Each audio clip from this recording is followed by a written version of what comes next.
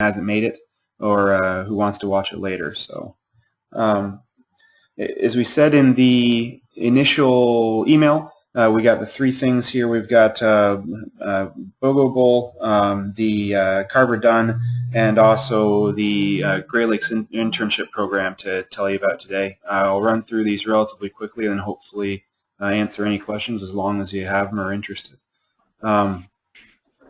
For the first one, which is BOGO Bowl. BOGO Bowl is a new venture that's come online, and it's actually a dog food company. It's interesting. It's really a great case study and so on, where the marketing went really well. They got on the Today Show, and the core piece of it is you buy one and you give one within the price of what you're buying. So it's a dog food where you pay the whole thing for both of them, and they send the second one on to a shelter. There's a number of different issues associated with anything where you're delivering something, and they ran into a few of them, and so what they're left with is essentially an empty warehouse right now.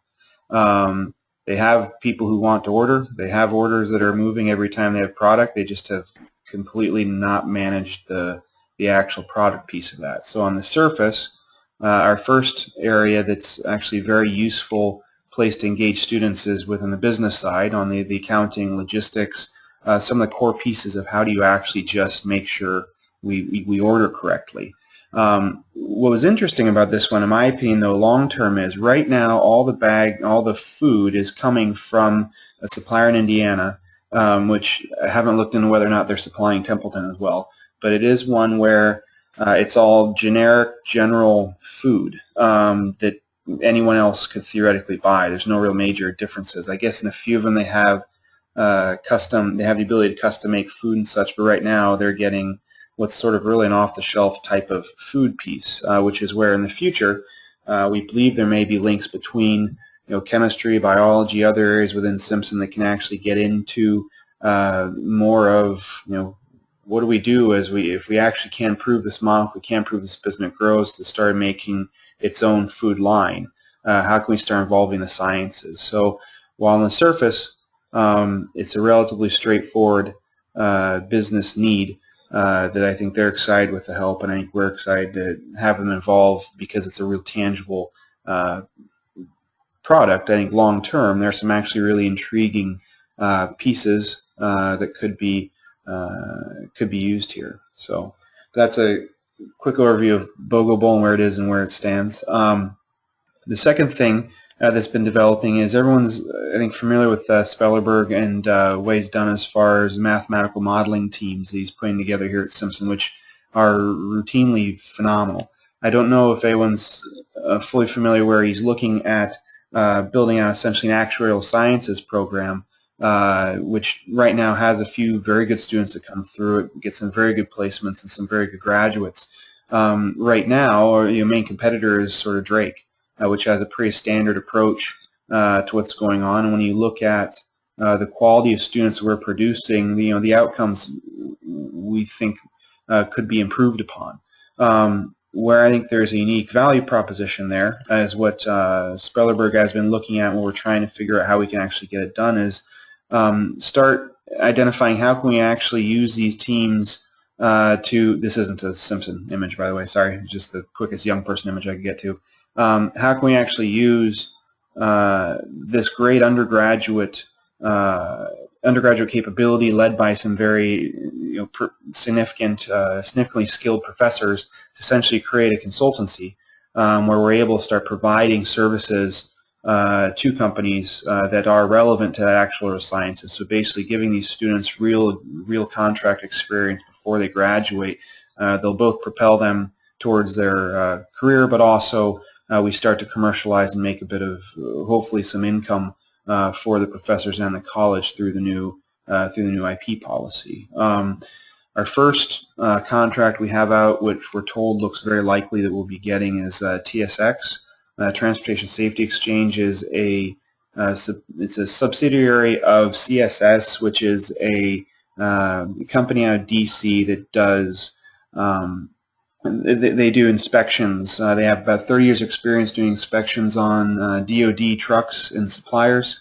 They now have this TSX, which is a certification program which transportationsafetyexchange.com. If you go on, you can actually look up carriers and figure out what their ranking is based on the TSX scoring, which is all completely based off Federal Highway. The question in front of them is, can we actually demonstrate in a verifiable manner that, or in a way that we can really put some weight on that, our program is working better? Do we decrease accidents? Those types of things. Ironically, they've never looked at it. So we have a contract that would be out there for math, with access for. We have a junior right now, but he's phenomenal to be doing work under Santos and Heidi Berger in this structure that would essentially, hopefully, be replicated, where Simpson College would be that independent third-party verifying piece for TSX. Where we'd hope to go with this would be essentially places like EMC, where there's good relationships now.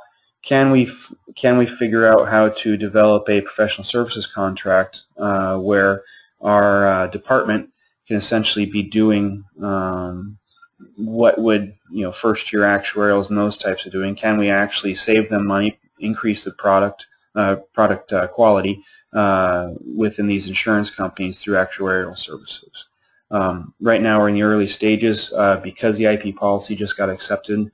We're going to be working with Spellerberg to get the venture into the eMERGE Hub and start hopefully with TSX. I'll find out on Thursday.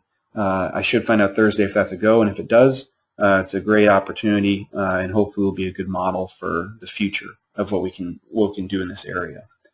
The third item of note is, I don't know if anyone, or I don't know how aware everyone is, Great Lakes, Simpson College went for a Career Ready internship grant. This is given by Great Lakes Financial, which does student loans and things, and they basically awarded a grant to Simpson colleges primarily based on eMERGE, because the goal of the grant is to give individuals real-world experience that'll better improve their chances of a high-paying job. They'll give them internship experience they wouldn't get otherwise. For example, small companies, nonprofits, things they may not be able to pay. eMERGE is obviously right in the wheelhouse and was essentially the main argument for winning this grant, which was awarded this year for about exactly $134,200 were awarded to Simpson for these internships because of eMERGE, because it's here, and because it's providing opportunities. What that translates to is we have 40 internship opportunities available. Each internship requires 120 hours of work, and what we're doing right now is coming up with a process where we're able to actually go and pinpoint based on what people want to do, or what their skill sets are, where they're looking to get ahead. Can we, our ones work on specific projects? Are there things eMERGE-wide? For example, marketing, publicity, those types of things we can practice on eMERGE-wide that fit very well for that individual. And then there is a need piece, financial need, quality, or a financial need level that the individual has to hit. So ironically, we're seeing some of our better students may actually not fit in the box. When you're looking at our better programs like like your math and sciences, a lot of them are not qualifying because they're coming for the program, which is a plus and a minus. But in this case, we are finding some actually really good candidates who do qualify. We are getting them up and rolling. I believe by the 12th is when we're actually going to be doing the actual final picking and hiring for getting these individuals on board. And in short, it's a huge opportunity for the college in general, for our students in general, because eMERGE was here and because it was used as the basis for the grant. So those are the three items real quick. Happy to answer any questions on those or any questions on anything else. Chris, what kind of volume are you getting on the dog food component?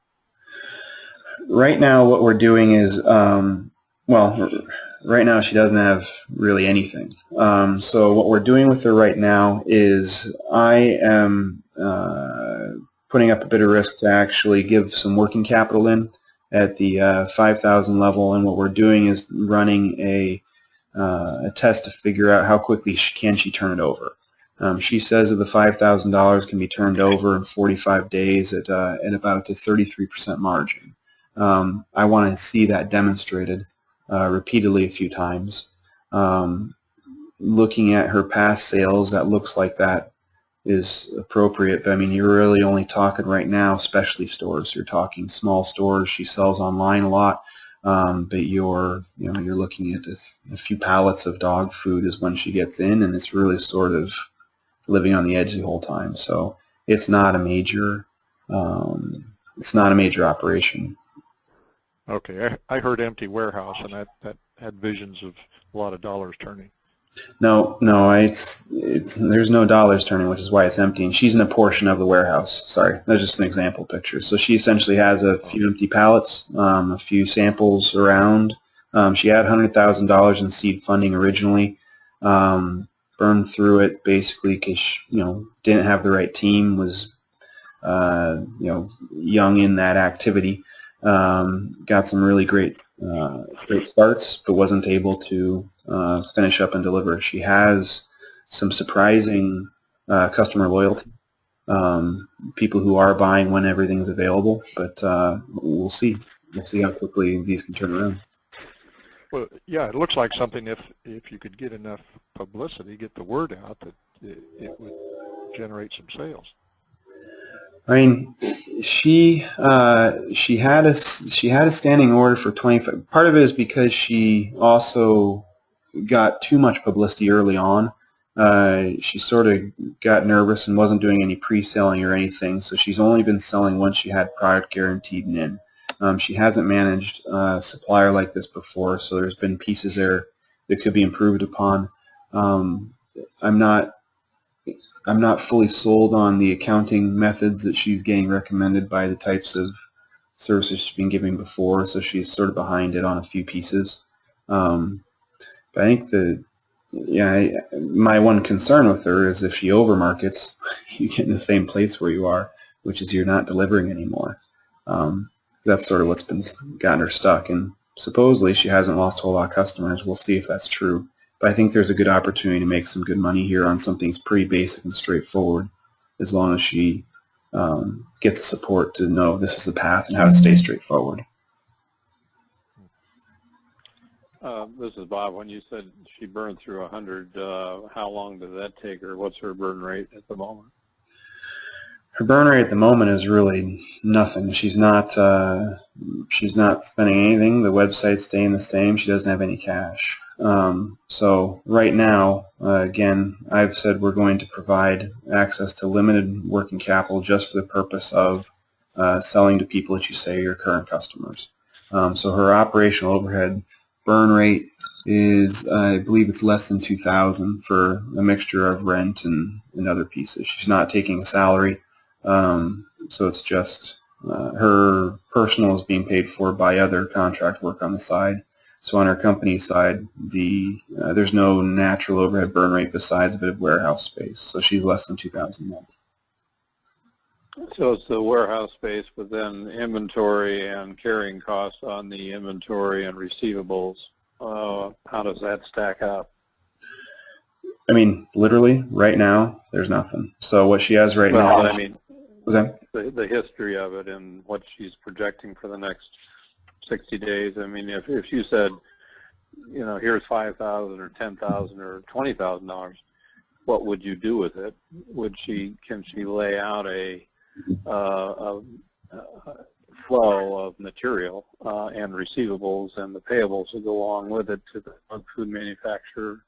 I mean, I don't know what his terms are. Is it 30 days or 10 or cash on delivery? And so what are those carrying costs for that inventory and the receivables?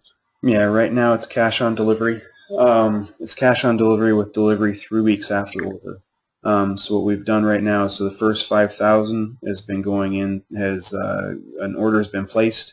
That order goes for the food itself, which is about $3,000 worth. The remainder is into packaging in those pieces.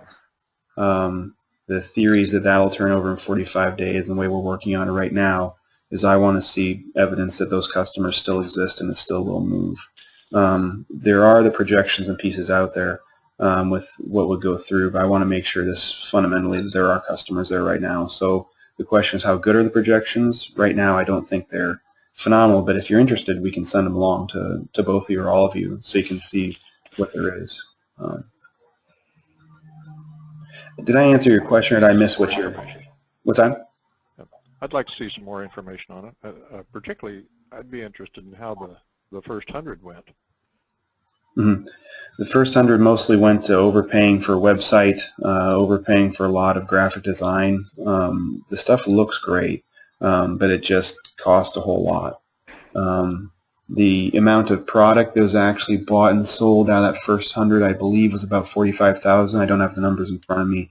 I believe $45,000 went into the actual product itself, and about, obviously 55 to 60 went into marketing and other pieces. So it's very well marketed. Was that? Okay. Website and graphic we couldn't do in-house, in effect, or do on campus? We could going forward. I mean, right now there isn't a whole lot that's really needed. Right now it looks pretty good. There's some things on the back end, I guess, with their e-commerce that could be done better, and we could do those things in-house. We could do those things in-house with, if we have the specifics sketched out, especially with the grant program now, we can actually pay for that in-house as well.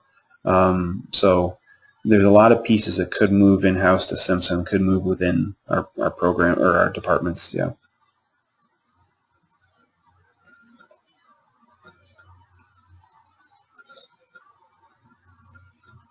On the Spellerberg deal, are we finished with dog food?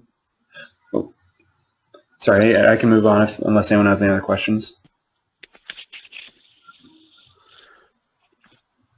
Yeah, I was interested in the Spellerberg thing. Are you aware that Brett Willett and the folks at the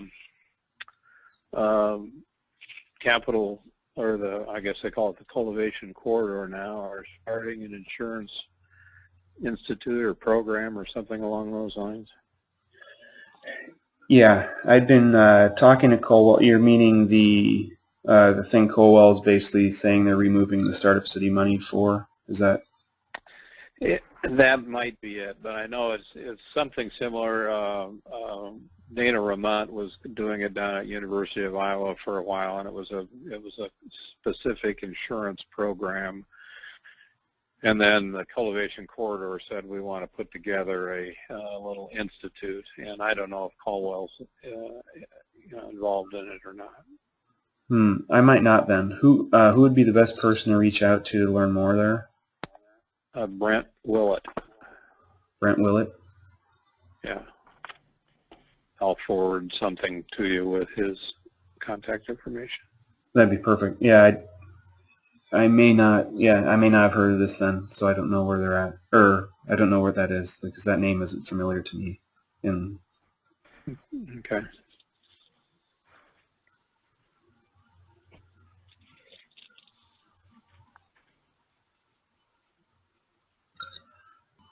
Chris, you mentioned this lawsuit in Iowa City. What's that? I'm sorry? You mentioned the lawsuit in Iowa City. What is that?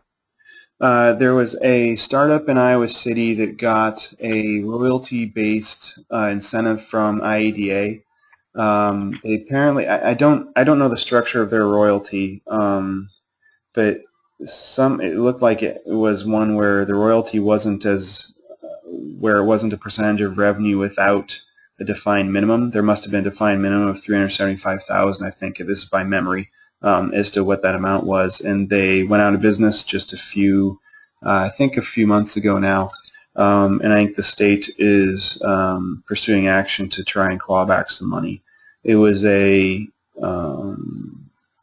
venture that came out of the Iowa City, or out of the University of Iowa Papa John Center program, but that's really the bulk of what I know about it right now. So. All right, thanks.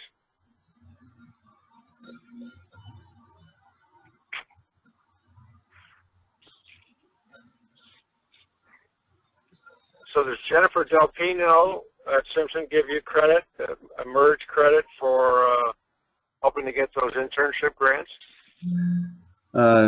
She has from person to person. I think that I think we are known to be a pretty key piece there. Jerry Kelly is actually the one who, in his role now as being the eMERGE Co. to Simpson liaison in the middle there.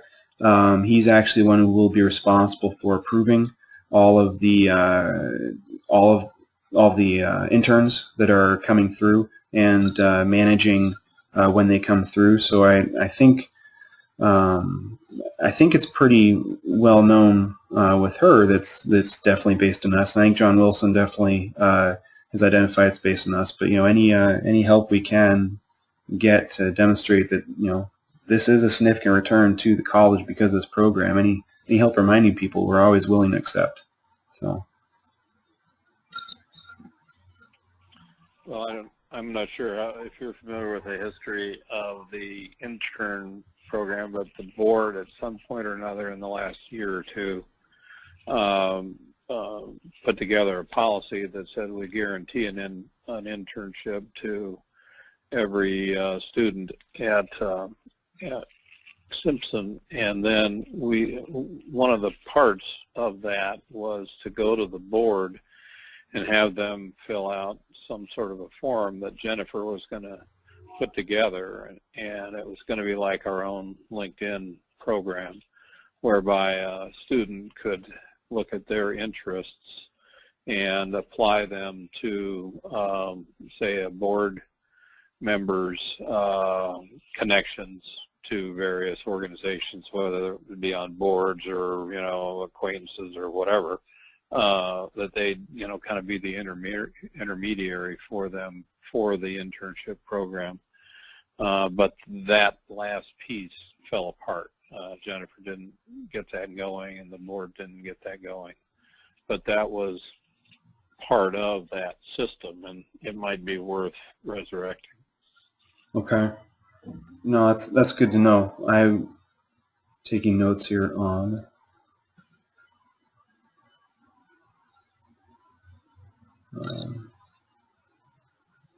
Okay, I will look into that with Jennifer and figure out where that stopped, or if there's a way that we can help restart that. Yeah. Joe Sorensen, who was the last senior class president, I believe, or student body president, now works at the Community Foundation in Des Moines, has some background on that because he helped. I had him as an intern to work on it, and he helped try to get it together, and then it fell apart. Okay.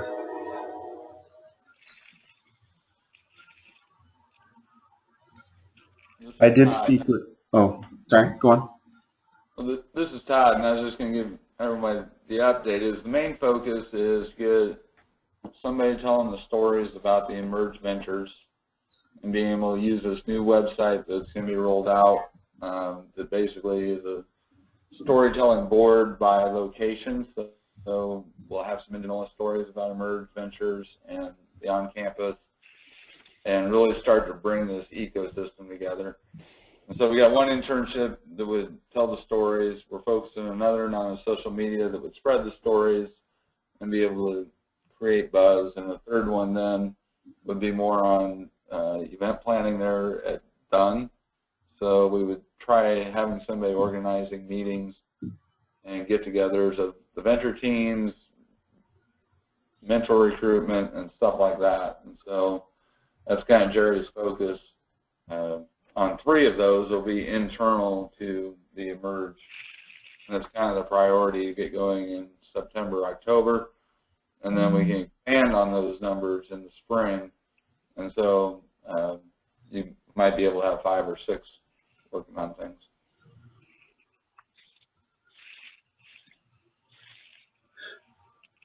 So in that piece, when we say about a new front page, basically, if you go to the emergehub.org now, it'll take you to a more informational website than the other, and then you have to follow a link to get into the hub instead of going straight in now. So hopefully, it'll start explaining better what we're doing, why we're doing it, who else is involved.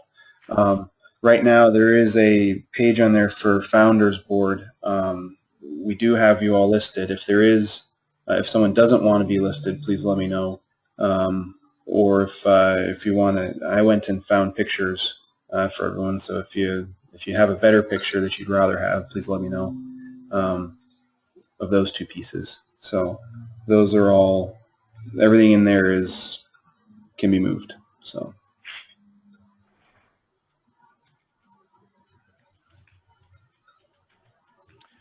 Chris, this is Bob. I got to go. Sounds like things are rocking, so if I can help, let me know. The one area, thank you very much. The one area of help that we do need, I think Tina may have reached out to you, is on our Innovation Immersion program. I'd love to reach out and figure out how we can attack some students or get some students in. So. Okay. When I get back, I'll be more than willing to help. Perfect. Thank you very much. Thanks for calling in, Bob. Okay. Bye.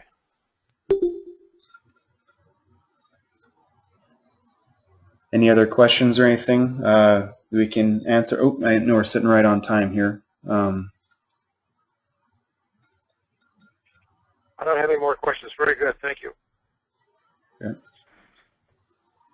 Well, thank you all very much. As I will, again, put the video up as soon as possible, and then that'll be sent out to everyone as well to take a look at if they weren't able to make it. So.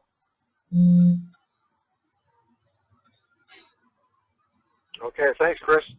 Okay. Thank you. Thank you.